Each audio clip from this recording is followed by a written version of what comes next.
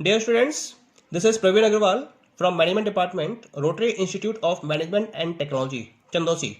Welcomes you in today's lecture of Managerial Economics. Today, we will discuss the nature and concept of profit. What is the concept of profit and what is its nature? As we know that profit is defined as the difference between total revenue and total cost. यानी कि total revenue और total cost के difference को हम profit के नाम से जानते हैं. Revenue is the value of output and total cost is the value of inputs. It means that profit is denoted by pi. Pi is equal to TR minus TC. Clear? TR is determined by the demand conditions of the market, as we have studied it earlier, and TC is influenced by the supply conditions in the market. यानी कि total revenue जो कि output की value के बराबर होता है उसको हम डिमांड कंडीशंस के थ्रू डिटरमाइन करते हैं, और टोटल कॉस्ट जो इनपुट्स की वैल्यू के बराबर होता है उसको हम मार्केट में सप्लाई कंडीशंस के बेसिस पर डिटरमाइन करते हैं. प्रॉफिट के बारे में हम ये भी कह सकते हैं कि सारे फैक्टर्स ऑफ प्रोडक्शन को पेमेंट करने के बाद रेवेन्यू में से जो पार्ट बचता है या जो रेजिडुअल अवेलेबल होता है एंटरप्रेन्योर के पास उसको हम प्रॉफिट का नाम देते हैं. It means profit is the surplus left over after all other factors of production have been paid. All other factors of production means land, labor and capital. Land के लिए आपने रेंट पे कर दिया, लेबर के लिए आपने कैपिटल पे, लेबर के लिए आपने वेजेस पे कर दिए, और कैपिटल के लिए आपने इंटरेस्ट पे कर दिया. और इन सबको पे करने के बाद टोटल रेवेन्यू में से जो रेजिड्यू रहता है उस रेजिड्यू को हम प्रॉफिट का नाम देते हैं. अब हम अगर नेचर डिस्कस करना चाहें इसके, तो प्रॉफिट को हम बाकी फैक्टर्स ऑफ प्रोडक्शन से अलग करते हुए इसके नेचर को कुछ इस तरीके से डिफाइन कर सकते हैं. Come to the first point. Profit क्या कैसी इनकम है? It is residual income. जैसा कि हमने ऊपर भी डिस्कस किया था कि प्रॉफिट एक रेजिडुअल इनकम है. इसी वजह से इसका साइज कैसा होता है? वेरिएशन होता है. कभी प्रॉफिट ज्यादा होता है, कभी प्रॉफिट कम होता है. ओके. जबकि बाकी अदर फैक्टर्स क्या होते हैं? ये कॉन्ट्रेक्चुअल इनकम, इनकी इनकम कैसी होती है? कॉन्ट्रेक्चुअल इनकम, यानी कि इनकी फिक्स्ड इनकम होती है. इसी वजह से ये कैसे होते हैं? फिक्स होते हैं. लेबर है तो आपको उसके जो वेजेस आपने डिसाइड करें वो देने होंगे.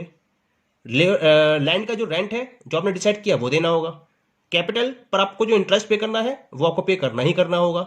यानी कि ये सब क्या होते हैं? ये फिक्स्ड होते हैं. जबकि प्रॉफिट कैसी होती है? इसका साइज वेरी करता है. कभी प्रॉफिट ज्यादा होता है, कभी प्रॉफिट कम होता है. इसके साथ साथ प्रॉफिट जीरो भी हो सकता है या नेगेटिव भी हो सकता है, लेकिन बाकी सारे फैक्टर्स क्या रहते हैं? ये पॉजिटिव रहते हैं. क्लियर? थर्ड, इम्परफेक्ट कंपटीशन की कंडीशन में प्रॉफिट हमेशा मार्जिनल कॉस्ट से ज्यादा होता है. ये हमने पीछे स्टडी भी किया है अंडर डिफरेंट मार्केट कंडीशंस. लेकिन परफेक्ट कंपटीशन में प्राइस क्या होता है? मार्जिनल कॉस्ट के इक्वल होता है. इसका अंदर यह हुआ कि जो मार्जिनल कॉस्ट है वो लिमिट होती है जिसके नीचे कोई भी फर्म ऑपरेट करना नहीं चाहेगी. अगर फर्म का रेवेन्यू उसके मार्जिनल कॉस्ट से कम होगा तो उस केस में फर्म अपने ऑपरेशन को शट डाउन कर देगी. तो मार्जिनल कॉस्ट क्या हुआ? ये एक पैरामीटर हो गया जिसके बेसिस पर फर्म डिसाइड करेगी कि उसे अपने ऑपरेशंस को कंटिन्यू करना है या नहीं करना है. क्लियर? इसके अलावा प्रॉफिट एंटरप्रेन्योर को वो रिसोर्सेज प्रोवाइड करते हैं जिसके बेसिस पर एंटरप्रेन्योर एक्सपेंशन को फॉलो कर सकता है, अपने बिजनेस को एक्सपेंड कर सकता है और ज्यादा से ज्यादा प्रोडक्शन को फॉलो कर सकता है अगर उसे प्रॉफिट हो रहा है तो. ओके. इसके अलावा सबसे इंपॉर्टेंट फंक्शन है प्रॉफिट का कि it helps to take the risk of uncertainty. Uncertainty के रिस्क को बियर कौन करेगा? केवल प्रॉफिट. यानी कि अगर अनसर्टेनिटी में फर्म लगातार प्रॉफिट को अर्न कर रही है तो वो उसके रिस्क को अवॉइड करते हुए चल रही है. Clear? And the last one is, her rational business firm का ऑब्जेक्टिव होता है प्रॉफिट को मैक्सिमाइज करना. Clear? Now come to the next concepts of profit. Gross profit and net profit. What is gross profit? Gross profit is the difference of total revenue and explicit cost. जैसा हमने पहले भी study किया है, cost दो type की हो सकती है अगर कैटेगराइजेशन किया जाए. एक होती है एक्सप्लिसिट कॉस्ट और एक होती है इम्प्लिसिट कॉस्ट. एक्सप्लिसिट कॉस्ट क्या होती है? जो भी फैक्टर्स ऑफ प्रोडक्शन हायर किए गए हैं एंटरप्रेन्योर के द्वारा, उन पर जितनी भी कॉस्ट या जितना भी एक्सपेंसेस बियर किया गया है, वो सारे एक्सपेंसेस एक्सप्लिसिट कॉस्ट में इंक्लूड किए जाते हैं।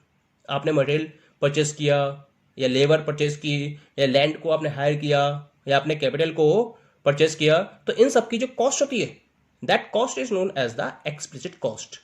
और दूसरी होती है इम्प्लिसिट कॉस्ट। इम्प्लिसिट कॉस्ट क्या होती है?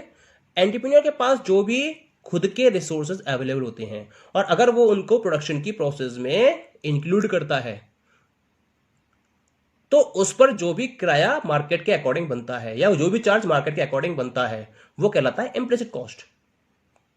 जैसे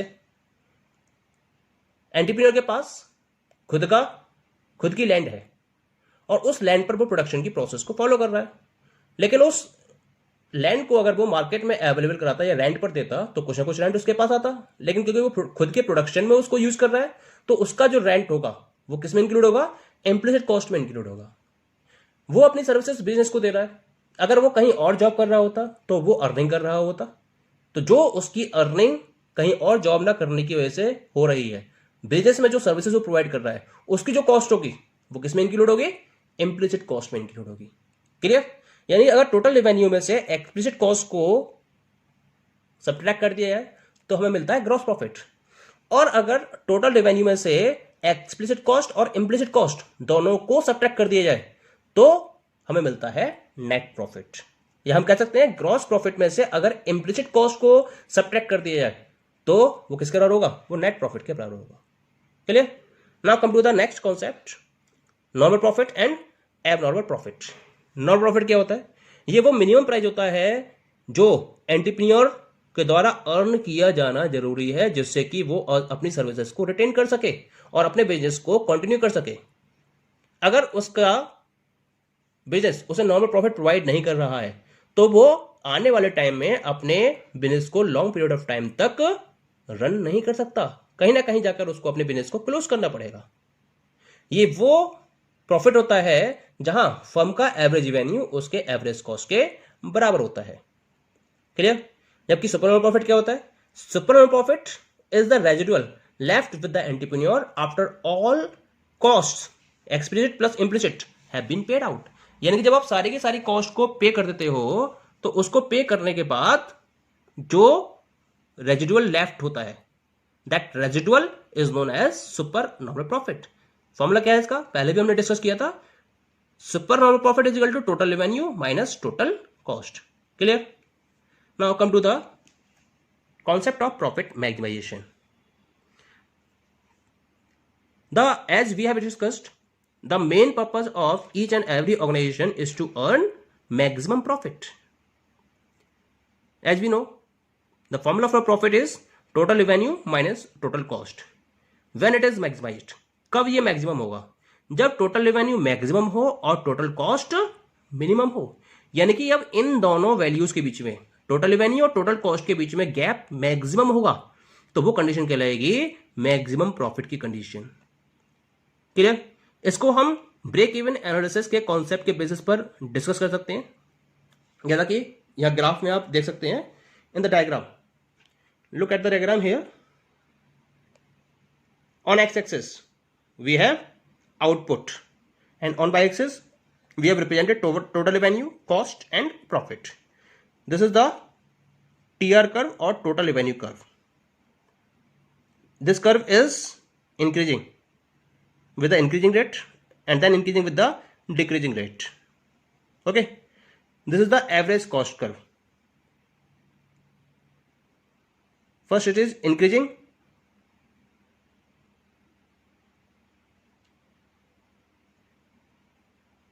it is constantly increasing. Okay, what are you looking? Total revenue curve and total cost curve are intersecting at the point A and at the point D. These are the two break-even points. This is the first break-even point. It means at the point A, TR is equal to TC. So profit is 0. So when the organization, but before this point, the organization's total cost curve is more and total revenue curve is less. So TC is more and TR is less. So this is the losing area for the organization. But at this point A, profit is 0 because TR is equal to TC. But from this point, TR is more than TC. TR is more and TC is less. And at the point D, again TR is equal to TC. And from this point, again TC is increasing and TR is decreasing. It means TC is more than TR. So this is the loss area. यानी कि यहां पर आपको दो जगह loss area दिखाई दे रहा है, एक तो ये लॉस एरिया है और दूसरा ये लॉस एरिया है, लेकिन इन दोनों लॉस एरिया के बीच में आपको एक प्रॉफिट एरिया दिखाई दे रहा है. This is the profit area. Clear? अब अगर हम इन प्रॉफिट एरिया में ये दो टेंजेंट्स को ड्रॉ करते हैं तो ये दोनों टेंजेंट्स पॉइंट सी और पॉइंट बी पर टच कर रहे हैं. क्लियर? इस पॉइंट सी और पॉइंट बी से हमने क्या करा, एक परपेंडिकुलर ड्रॉ करा जो एक्स एक्सिस को क्यू पॉइंट पर टच करता है. इसका मतलब ये OQ जो आउटपुट है ये इक्विलिब्रियम आउटपुट कहलाता है. और इस इक्विलिब्रियम आउटपुट में ऑर्गेनाइजेशन का ये प्रॉफिट क्या है, मैक्सिमम, क्योंकि इस पॉइंट सी पर रेवेन्यू है मैक्सिमम और इस पॉइंट बी पर कॉस्ट है minimum. So here at the point C total revenue is TR is maximum and at the point B TC is minimum. The difference between this BC, it is representing maximum profit.